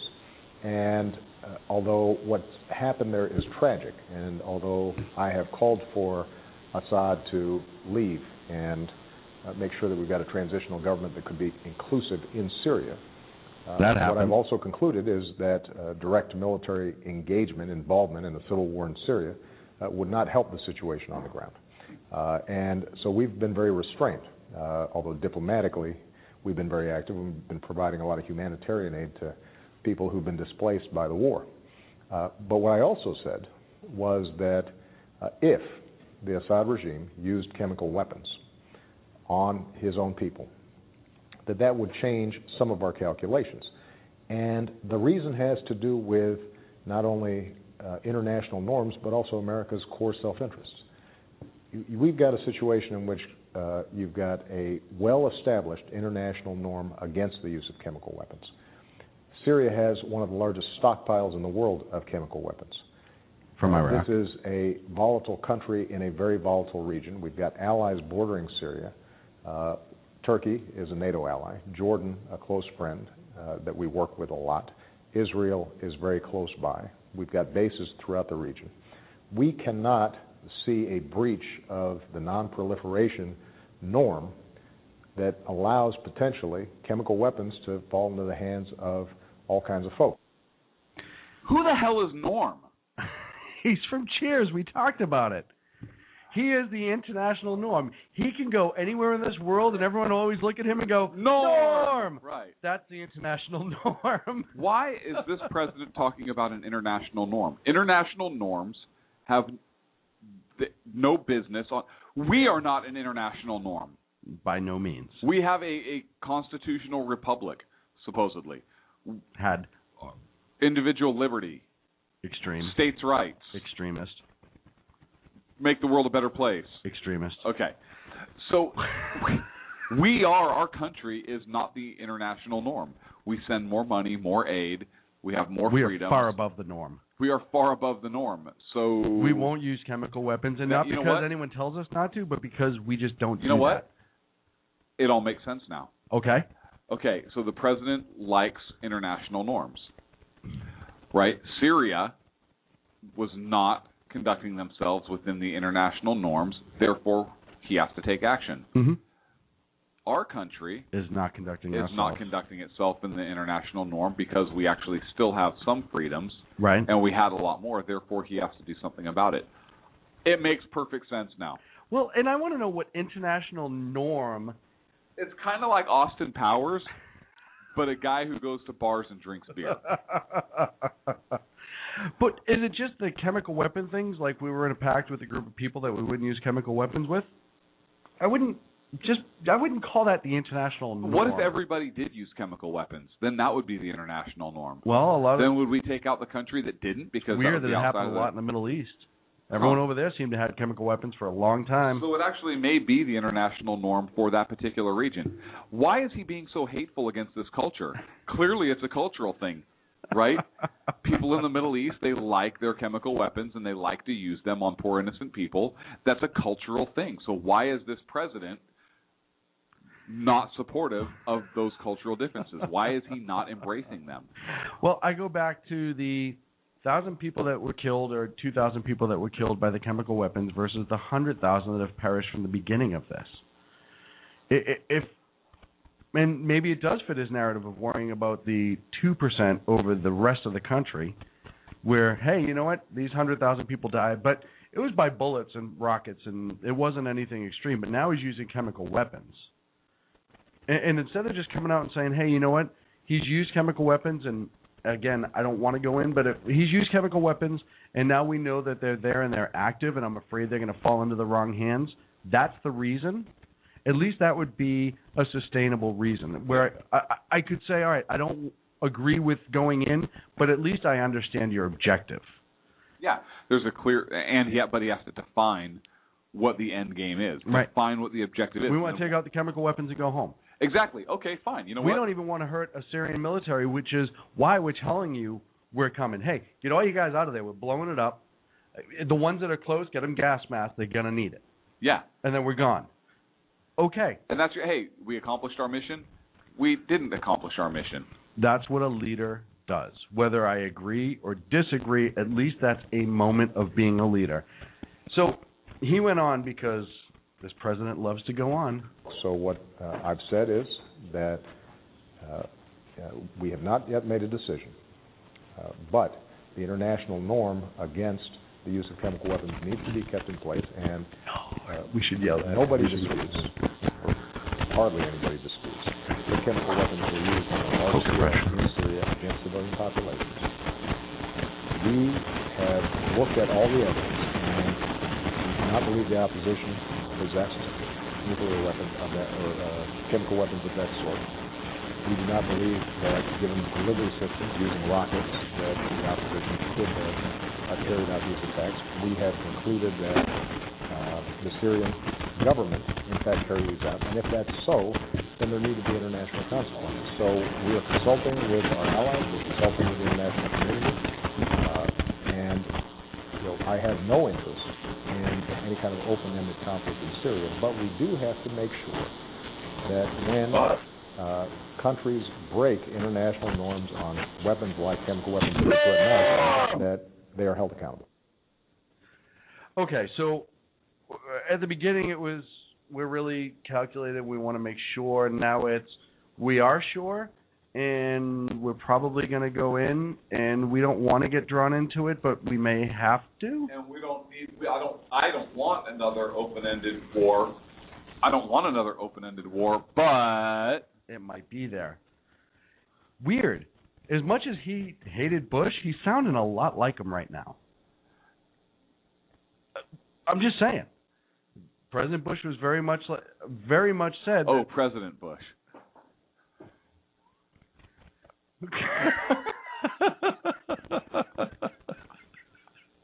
But he said that about the Iraq wars. Hey, this may be long and drawn out. We don't want it to be, but that may be the course that it's going to have to go. We went in to depose a dictator who was killing his own people by the masses and get chemical weapons out of their hands so we know where they are. Weird. It's almost like this is deja vu all over again. Right. Only it's, 600 miles away? And there's sectarian violence going on inside. And Bush lied. Right, so what doesn't make sense to you? But, Mr. President, with all due respect, what does it accomplish? I mean, the signals the American people are getting is that this would be a limited strike over limited duration. If it's not going to do that much harm to the Assad regime, what have you accomplished? What's changed? Again, I have not made a decision, but I think it's important that if, in fact, we make a choice to have repercussions for the use of chemical weapons, then the Assad regime, which is involved in a civil war, trying to protect itself, will have received a pretty strong signal that, in fact, it better not do it again. And that doesn't solve all the problems inside of Syria. And, it doesn't obviously end the death of innocent civilians inside of Syria. And we hope that, in fact, ultimately a political transition can take place inside of Syria. And we're prepared to work with anybody, the Russians and others, to try to bring the parties together to resolve the conflict. But we want the Assad regime to understand that by using chemical weapons on a large scale against your own people, against women, against infants, against children, that you are not only breaking international norms and standards of decency, but you're also creating a situation where U.S. national interests are affected, and that needs to stop. Ooh, I love to dance a little side step. Now they see me, now they don't have come and gone. Okay. I don't understand what the hell we're doing now. Are we going in or are we not going in? Are we going in for a reason? But now we may be going in. He hasn't decided, but we have. But it's not going to be to topple a regime. Sure. But we have another regime in place ready to go. No, he said he would work with them if we could. Okay. So we thought about toppling the regime. Right. But it's not what the UN approval, which is Russia. Not everyone agreed that the chemical attack happened. Russia came out and said, we don't believe that the Assad regime did it. We think it possibly could have been the rebels. And what national interests do we have our allies? in Syria? Is it our allies? He didn't make it sound like our allies. If it is our allies, then maybe we shouldn't lob missiles in and make sure that it just doesn't spill over into their countries. Right, don't shoot it across the bow, shoot it into the bow. That might be a good ploy. Shoot it into your own bow so they know you are so serious. Yeah. You'll put one into your own ship. That's right. That's how you know he's not screwing around. Right, I'm so much of a badass, I'm going to put a tomahawk right through my own ship just to show you that that's how crazy we are. It's almost like walking up in a prison yard and punching the biggest guy out there just to get it out there. Right. We are so crazy that we are. That's the problem right now. Right. He's changed in one interview. He's given every reason why he's not going to, and every reason why he's going to. And we're not going to topple regime, but there is Assad. If somebody was in to take place, we'd absolutely support that. We've tried democracy, but we may have to blow them up. Holy crikey! Can you have more flip-flops in a 5-minute interview? If he'd gone out and said, yes, if it was on a beach in Hawaii, you would definitely have more flip-flops. If he could just go out and say, hey, listen, we're going to go take out the chemical weapons. We told him it's coming. We told him to clear away like we talked about earlier. We're going to fire 6 missiles, 8 missiles, whatever, and then we're going to leave. And, by the way, if Russia or Iran or any other place decide they want to jump in and maybe try to attack Israel, or if Syria launches a missile at Israel, we'll come back and finish the job. Right. Because that's not how we play. We're going to turn Syria into a glass parking lot. We're not going to ask anymore. We're just going to kind of do it. Then I could have respect for that. But when you say, hey, my Secretary of State's going out there and said something's got to be done, and now here it is 4 days later, and something might need to be done. I've asked Assad, and I've told Assad, and this and that. That is why nobody in the international community takes you seriously. International norm. Norm! Nobody ever takes him seriously in the international community. He's never once followed through with what he said, and that's because he's never actually done what he said. He's just all over the road.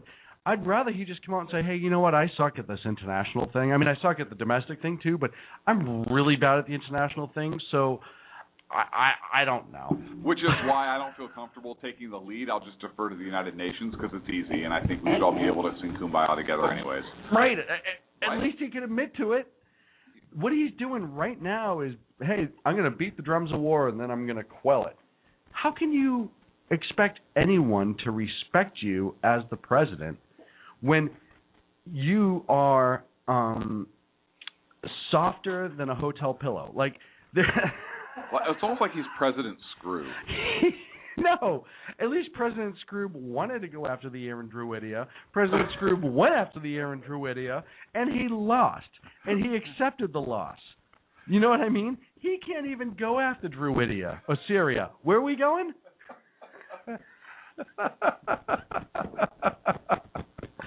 But this is his exact problem, and if people aren't listening to what he's saying and what's coming out of his administration, it's clear he has no end goal. He doesn't want to get drawn into it, but he can't guarantee that. He can't guarantee that Iran's going to stay out. He can't guarantee that Russia's not going to somehow play a part because they do not respect him or fear him. I don't know. I don't think we all know they didn't like President George W. Bush, and they didn't like H.W. Bush either. But they knew that if they intervened and screwed around, they would be hell to pay. Because if you're going to go, they're going to go. But when you come out and everyone's just laughing at you like, look at him. He's up there making another speech. This guy's friggin' clueless. Come on, let's go bomb something. Then there's a problem. Right. And this is what we are to the international community now. And for the record, once again, it's a Middle East state that is out of control. We're going to try to go in and fix it as much as, or at least we might, who the hell knows at this point, as much as everybody, including the president himself, was against with Iraq on almost the exact same precedents. That's the thing that kills me. For all the naysaying that everybody did in Iraq, it's the exact same precedents for the most part. It was a threat to our allies in the region, chemical, blah, blah, blah, blah, blah. And then candidate Obama had this to say. I don't oppose war in all circumstances, and when I look out over this crowd today, I know there is no shortage of patriots or patriotism. What I do oppose is a dumb war. Us rushing headlong into a war unilaterally was a mistake and may still be a mistake. If it has happened, then at that point what the debate's really going to be about is what's our long-term commitment there? How much is it going to cost? What does it mean for us to rebuild Iraq? How do we stabilize and make sure that this country Syria doesn't splinter into factions between the Shias and the Kurds and the Sunnis. This is all sectarian. I've looked at the evidence. I'm a hawk when it comes to defeating terrorism. I was strongly supportive of Afghanistan. I would have picked up arms myself to prevent 9/11 again. I don't think the president has made the case on Iraq because I don't see weapons. You said this before. I said this in October of 2002, 6 months before the war was launched. If you had been a member of the Senate, you would have voted against the resolution. Yes. And I also, and this raises a broader issue of the Democratic Party. I think it's important for us to stand our ground and take our licks, rather than what sometimes is our habit, which is to cave and then whine about it afterwards, which makes us not only look weak but also petty. It sure does. I'm sure they're going to whine about this afterwards. I'm sure the fact that there's zero difference, in my opinion, as to what happened. He slammed then President Bush for the exact same thing that he may have to go into now because of the stupid words that he said. And he said one thing: if I was a senator, I wouldn't have voted for the resolution. There was a resolution passed that people forget about the Iraq War that a majority of Congress was in favor of. So this is a different set of circumstances now. President Bush sought a resolution. President Obama, he may confer with Congress, but I don't know if he's going to set a resolution. And like you said, he may not have to if it's just a couple missiles. But what happens beyond that? He has no plan. And he's portraying that internationally as we speak, and we as a nation are the ones that are looking like idiots for the ramblings of a man who has no idea what the hell he's getting into and what the hell he is doing. You know, that could be basically you talking about our show. I don't disagree with you. However, here's the difference.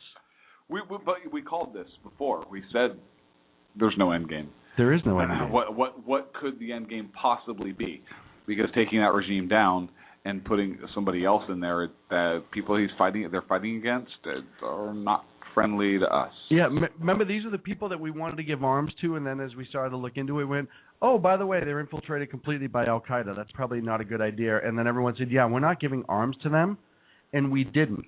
So we don't have a plan for a transitional government if Assad gets knocked out. Now, listen, if there was a group of people that, almost like, if we ever went into Iran, I think there were a group of people that 40 years ago, that when it was a democracy, that the trails of them may be able to be installed. Okay, at least there's an end game there. You have a core group of people that you might trust, and they were part of the old democracy that was there, and they want to bring it back. Assad's family has been in power for decades. His brother, who is believed to be the one that launched the chemical weapons last week, when they got the phone call that the American intercepted, and there was a battalion general or something going, who the hell gave that order to launch those chemical weapons? That's how we know they were chemical weapons now. That's our evidence that we're going off of. It's because Assad's brother is in charge of that chemical weapons unit. That wasn't hey, run this up the chain of command. That was him calling his brother, because that's how corrupt.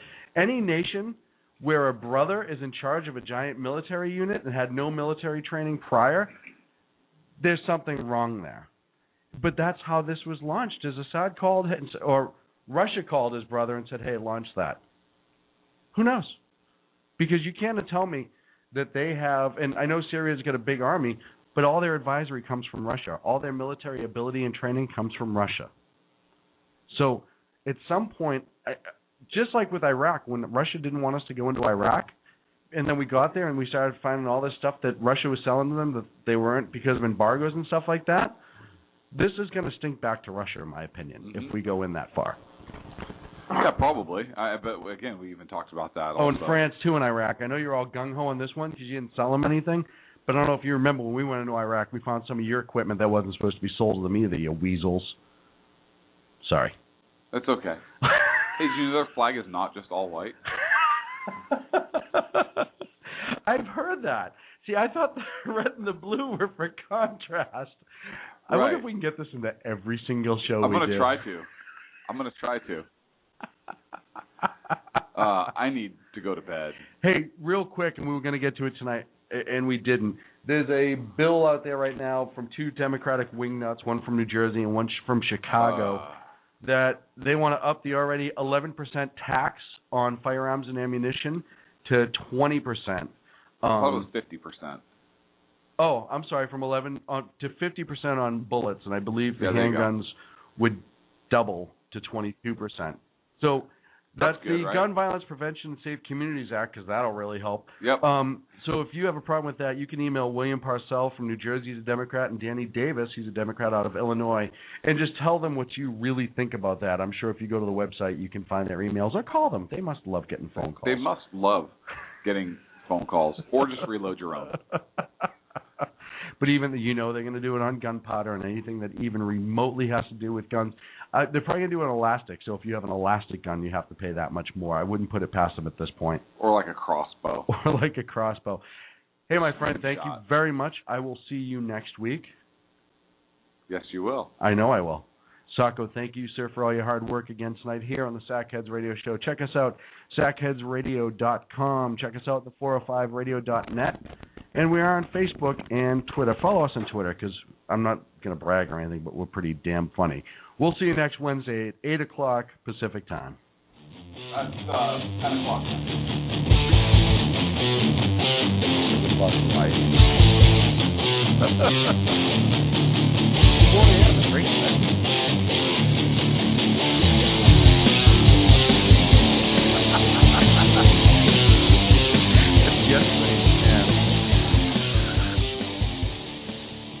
Halfway around the world is the Middle East. All the way around the world is back here. Yeah. Okay. Why do they say we're not going to get into another war halfway around the world? I don't know, but I don't know what difference does it make where we get into the war, halfway around the world, or if it's in our own backyard. Like, what if it was in Mexico? Would that matter anymore? I don't think so. You're listening to the extra spot on the Sackheads Radio Show. This is the stuff where most people turn us off, but yet we're still talking. No, but seriously, I've always hated that comment. Halfway around the world. It's the stupidest thing. We're at war. Why does it matter where it is? It doesn't. And, that's because people are... Especially now. We have planes and stuff. And ships.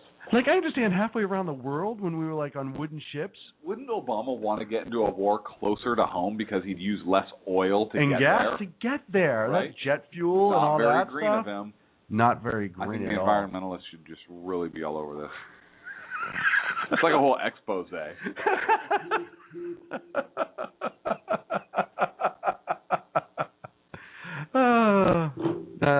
See you next week.